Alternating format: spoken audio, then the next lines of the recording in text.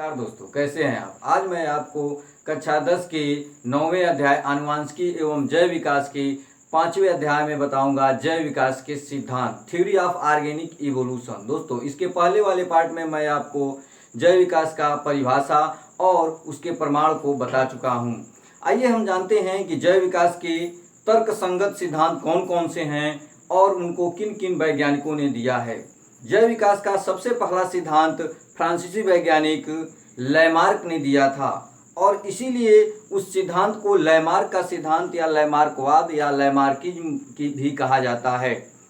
Lamarck ये एक फ्रांसीसी जैव वैज्ञानिक थे और इन्होंने जो अपना सिद्धांत दिया था उस सिद्धांत को उपार्जित लक्षणों की वंशागति का सिद्धांत भी कहा जाता है। सबसे पहले इनके हम परिचय को जानेंगे, इनका परिचय जानेंगे, उसके बाद से हम जानेंगे कि इनके कौन कौन से सिद्धांत हैं। सबसे पहले देखते हैं हम लोग, इनका पूरा नाम था gene Baptiste D Lamarck. Lamarck का पूरा नाम जीन बैप्टिस्टे डी लैमार्क था और यह फ्रांस के थे। इनकी पुस्तक, इन्होंने अपनी एक पुस्तक लिखी थी, उस पुस्तक का क्या नाम था? उस पुस्तक का नाम था फिलोसोफी जूलॉजिक। और यह पुस्तक जो है यह सन 1809 ईस्वी में प्रकाशित हुई थी। उसके बाद इनके सिद्धांत को उपार्जित लक्षणों की वंशागति का सिद्धांत कहते हैं। उपार्जित लक्षण, या एक शब्द बहुत केयर करना है आप लोगों को कि उपार्जित लक्षण किसे कहते हैं। उपार्जित अर्थात एक्वायर्ड, अर्थात अर्जित किया हुआ लक्षण, ऐसे लक्षण जो जीवधारी अपने बाह्य वातावरण से अर्जित करता है उपार्जित लक्षण कहलाता है। जैसे पहलवानी करना, कुश्ती लड़ना, फुटबॉल खेलना, पढ़ना, साइकिल चलाना, ये सब उपार्जित लक्षण के अंतर्गत आते हैं, क्योंकि ये सभी लक्षण जीवधारी अपने बाह्य वातावरण से अर्जित करता है। और लैमार्क का जो सिद्धांत था वह भी उपार्जित लक्षणों की वंशागति का सिद्धांत इसी उपार्जित लक्षणों पर आधारित था। अब इनकी जो अवधारणाएं हैं, इनका जो सिद्धांत है वह जो 4 मुख्य बिंदुओं पर आधारित है। 4 मुख्य बिंदुओं को हम लोग देखेंगे। लैमार्क का अवधारणा जो है 4 मुख्य बिंदुओं पर आधारित है। पहला है बड़े होने की प्रवृत्ति, दूसरा है वातावरण का सीधा प्रभाव, तीसरा अंगों का अधिक एवं कम उपयोग और चौथा है उपार्जित लक्षणों की वंशागति का सिद्धांत। लैमार्क की जो पहली अवधारणा है, पहला सिद्धांत है, वह है बड़े होने की प्रवृत्ति, अर्थात प्रत्येक जीवधारियों में निरंतर बड़े होने की प्रवृत्ति होती है। आप लोग देखते हैं गमले में एक छोटा सा पौधा लगाया जाता है, वो भी बड़ा होता है, छोटा सा बच्चा होता है वो भी बड़ा होता है, छोटा सा जंतु होता है वो भी बड़ा होता है। ये जीवधारियों का प्राकृतिक गुण होता है। और लैमार्कवाद जो था उसका पहला सिद्धांत, पहली अवधारणा थी बड़े होने की प्रवृत्ति, अर्थात प्रत्येक जीवधारी में निरंतर बड़े होने की प्रवृत्ति होती है। प्रत्येक जीवधारी में निरंतर बड़े होने की प्रवृत्ति होती है।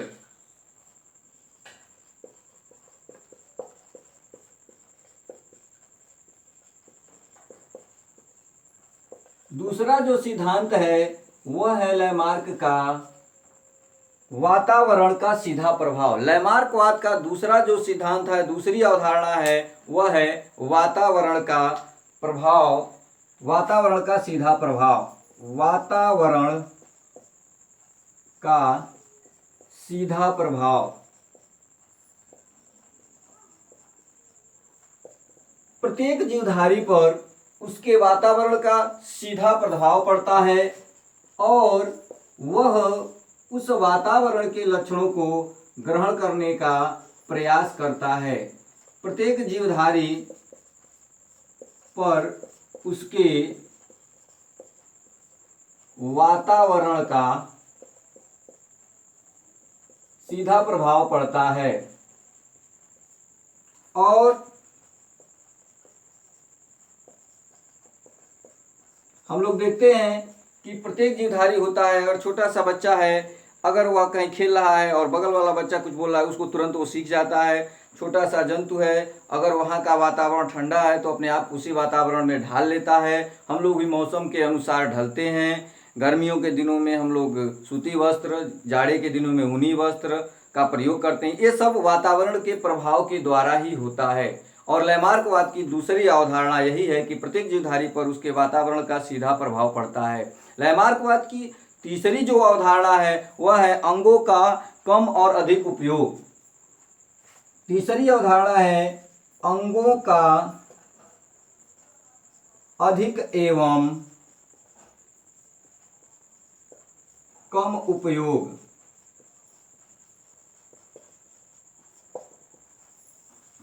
हम लोग देखते हैं कि प्रत्येक जीवधारी अपने अंगों का उपयोग करता है। जिस अंग का जीवधारी ज्यादा उपयोग करता है वह अंग विकसित हो जाता है। पहलवान पहलवानी करता है, उसकी मांसपेशियां विकसित हो जाती है।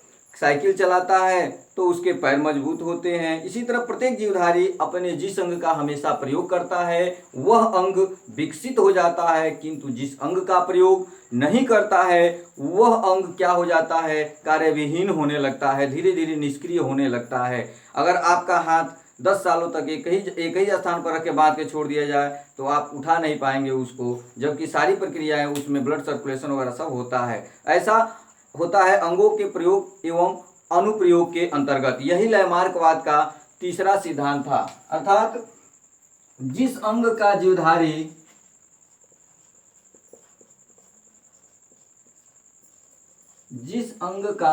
जीवधारी सदैव प्रयोग करता है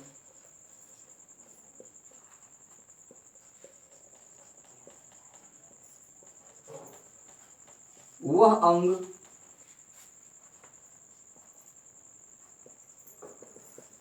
मजबूत होकर अगली पीढ़ी में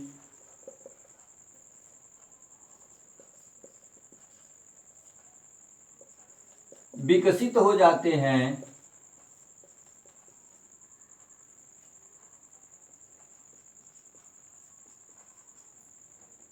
विकसित हो जाता है, किंतु कम उपयोग वाले अंग,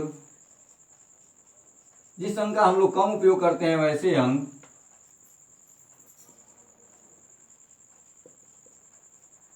कार्यविहीन होकर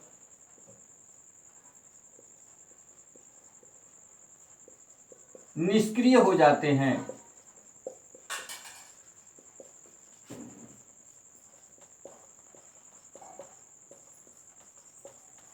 ये लयमार्क का तीसरा अवधारणा था। और चौथा और सबसे महत्वपूर्ण अवधारणा थी उपार्जित लक्षणों की वंशागति का सिद्धांत।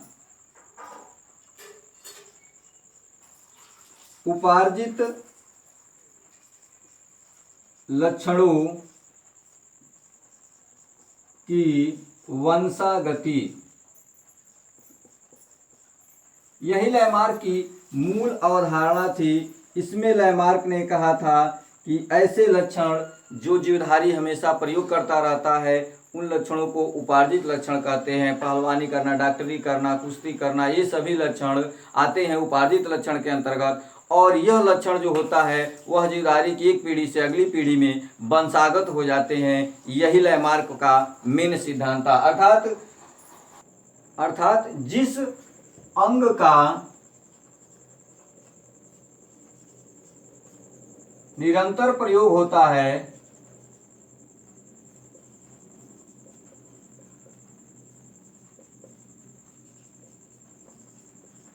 वह अंग विकसित होकर अगली पीढ़ी में वंशागत हो जाते हैं। अगली पीढ़ी में वंशागत हो जाते हैं।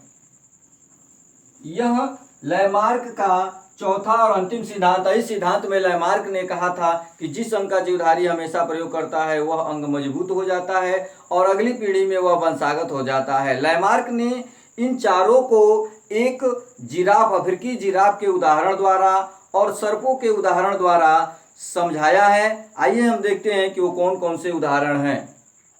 लयमार्क ने अपने पहले उदाहरण में जिराफ का उदाहरण दिया, अफ्रीकन जिराफ।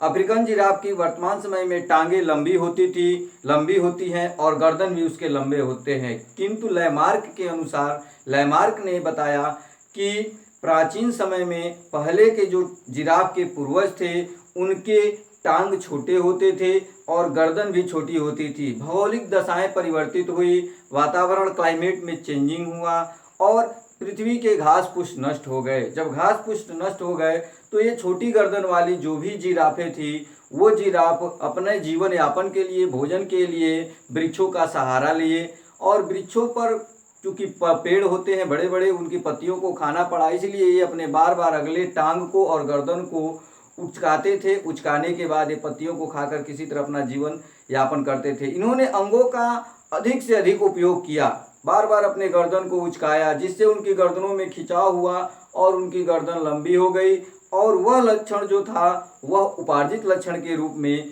उन जिराफों में आ गया और वह उपार्जित लक्षण अगली पीढ़ी में वंशागत हो गए और इसीलिए इन्होंने उपार्जित लक्षण के सिद्धांत को उपार्जित लक्षणों की वंशागति का सिद्धांत कहा गया। और वर्तमान समय में जो अफ्रीकन जिराफ होते हैं उनकी अगली टांग और गर्दन ऊंचे होते हैं। आइए देखते हैं इनके उदाहरण को। जिराफ लाइमार्क के अनुसार अफ्रीकी जिराफ की टांगें छोटी एवं गर्दन सामान्य था, किंतु भौगोलिक परिवर्तन के परिणाम स्वरूप धरती के घास पुष्प नष्ट हो गए और जिराफ को अपना जीवन यापन करने के लिए पेड़ों का सहारा लेना पड़ा और पत्तियों तक पहुंचने के लिए उन्हें अपने गर्दन को और टांग को बार बार उचकाया, जिससे उसकी गर्दन और टांग लंबे हो गए और उपार्जित लक्षण के रूप में अगली पीढ़ी में वंशागत हो गए।